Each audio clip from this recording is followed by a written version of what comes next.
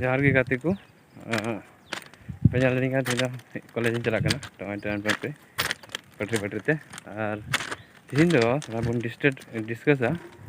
ᱡᱮ ᱥᱟᱱᱛᱟᱞ ᱯᱟᱨᱜᱟᱱᱟ ᱨᱮ ᱥᱮ ᱥᱟᱱᱛᱟᱞ ᱠᱚ ᱛᱟᱞᱟᱨᱮ ᱩᱱᱟᱹᱜ ᱡᱟᱹᱥᱛᱤ ᱪᱤᱠᱟᱹᱛᱮ ᱤᱥᱟᱹᱭ ᱨᱮᱠᱚ ᱯᱨᱚᱵᱷᱟᱵᱤᱛ ᱮᱱᱟ।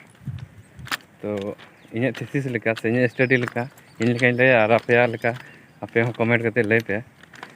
आदो निया तो बांग कना जे ये निया तो ऐसे कुली जोंग कथा कना से बुझ जोंग कथा कना जे इन जहां सोच दा से इन जहां भाभी मतलब सोच गई जहां सोच दा ओना गलत गया से सही गया तो आपे को तला रे नाते डिस्कस लेके दोहो का से जहां करे इन तुला जुखा तुला ये तुमुल जरवा केदा जे निया को कारण तेगी हुई कना प्रभावित से अब हर दो टटका बाबुन चला को एटा रे आ चिका कते को चलाव ना उनक गान आर नहो उनक पढ़ा लेका हो तो निया ना कुछ न कुछ तो मेना तो ओना गे आमा हर खाली इसे को एगारे को थेना इसे दो बाको भगिया कान गया को ठेक गया को बहुत बलक मतलब बहुत डिलिस्टिंग को अबुन हां यो है मेना सुनील सोरेन हो डिलिस्टिंग को अबुन उनको दो संथाल ये को बन चोक को मेनखान अरे गलत गया जैसे उनको हम मिटन संथाल लगी को तया कना नहीं तो भले ही इसेल कान फिर भी संथाल कान गया को धर्म ते को बदल का और उनको जिदा जे उनको तरफिन मेनदा ओना ना कारण द कना उनको नागाम मेना उनको इतिहास जुदी बन नेला तो उनको रन परदादा से अकुरन गोड़म हड़म को जहां को तहे कान उनको अड्डी जोर हुल जहाँ हुल लेना 1855 रे सिद्धू को तकिन दरायते तो ओना हुल रे अड्डी गान को सही तना संताल पारगाना को सही तना नोडे तो उड़ीसा रेन हबा को सही ते कना बंगाल रेन हबा को सही तना केवल संताल पारगाना रे को सही तना और संताली पारगाना रे उना जस्ती हड़ उनको गोजना तिना गिदरे को टुवरेना तिना मतलब आयु को रांडी ना को चिकायना को हुदिस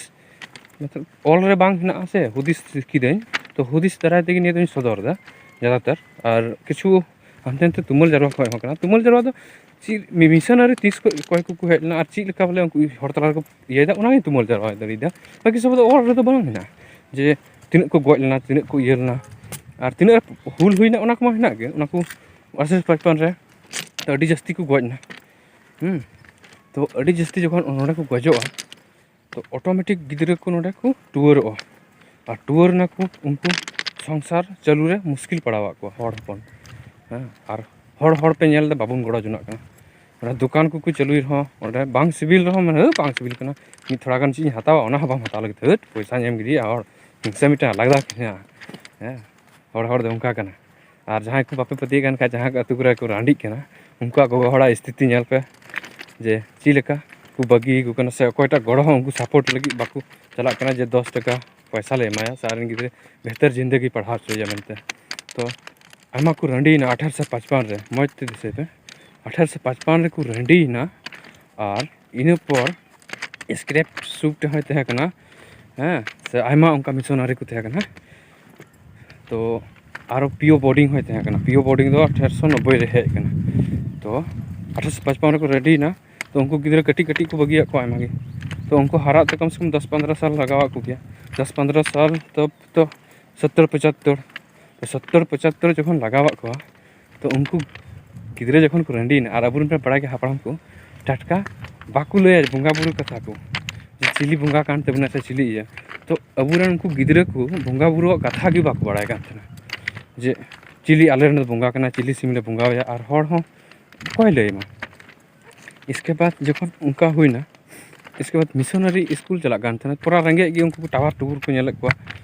जे हड़ को तला रे को उनको को दाड़ान कान थे को धर्म प्रचार ताको उनको मा धर्म प्रचार लगी को हेन खासते ना बाबुन बड़ाय कान गे मेनखान फिर भी तो बाबुन चला कान थे ना तो खुश तो हानसे नेडे गे ये लगे हानते तो डभा नो गया हानते पे नेल का हानते ब्लॉक बन बना दरिया हानते हाना बिल्डिंग नेलो कान बांग नेल नेमो कना शायद मजते तो उनते रेन चला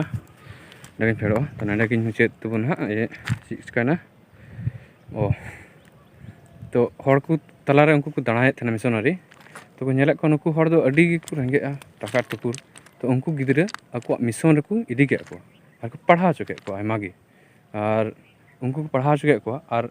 कटी खो जहाँ गिद्रे एंते आया मिट्टन कल्चर मिट्टन चीट आया तो उना कल्चर के उनी दे धराया से उना कल्चर के सापा तो उनको गिद्रे कटी खो गे उनका को अकुआ कल्चर इंग्रेज कल्चर को चीट को पढ़ाव चुके को नकरी को मा को एतो से पैसा टका जो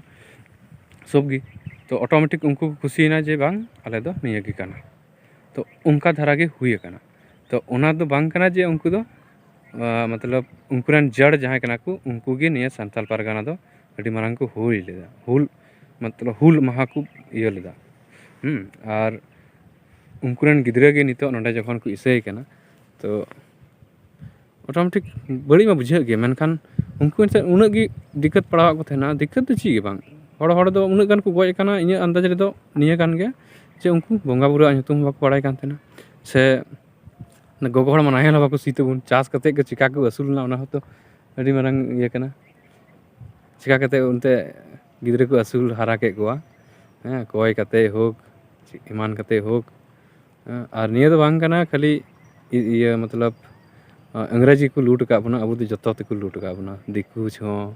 मसले हो अंग्रेज हो तो एकेन उनको मत जो खूब रागाव को रहो बांग कना और अबू बया कान गया को निया दो मना कान गे पर कोशिश बन उनको अबुआ से गिबुन अगु को अबुआ धर्म से गी तो अकुरन बोंगा बुरु चिली को थेकना चिलका ओना हो अकु बुन तलार बुन पासनावा जे सोरेन कोरन द नुकु सेनाकु पुथी रहो ऑल बांग मिना जे सोरेन रेन द चिली बोंगा को पूजिया सोरहाय रे से सीमा सीमा आयमा लेग भाग मिना तबना मंजी हराम को खुद अबुरन बाको बड़ाया मजते जे ची लका का करे चिका कना से अबुरन जहां को अमन अमन अतुरे आमा को बड़ाय गया नोंका कथा दो बांग कना जे बाको बड़ाय बाका उनको पे मितैया जे बिजाय हो अनु दिन को मजी कना में गिए लेया तो आयमा गे उनका पूजा पासा बाबत ते बाको लय दड़िया कना सेदाय लेका जे ची लका को इयेदा आयमा गे बुन आद दिक कना तो उनको तलारे उनका हम सदर दरिया का शायद अबुआ रखू इया और अबुआ धर्म सब खन दो अबुआ पूजा रे बुन शामिल अबुआ उनका गे बुन बनावा निये जहां बुन पूजा कान सोरहाय को से उनका गे जवन अबुआ नलते अकु हो आरो को प्रभावित अबुआ धर्म रे को बदल रेना को कोशिश और बाका तो नुचिल कायना बना उनका गे बुन तेना तो निया गे आपे खाटी मतन ते वीडियो को बना के लय पे कमेंट करते जे निया वीडियो नल करते ची पे हदिस किदा आपे और इन जा निया सोच का से निया जहां ये किदा हनते नते कोन तो निया रे आपे काठे चिपे केउदा और तबे तो इन और ये दुढ़ाया मतलब पेन सोच दुढ़ाया से रिसर्च दुढ़ाया तो प्लीज कमेंट करते तो लेते हैं और नेक्स्ट वीडियो रे मंजू बुन गुई कना मंजू मुर्मू से मतलब हड़ खोज इटा जाति रे चिदा उन को चला कना बाय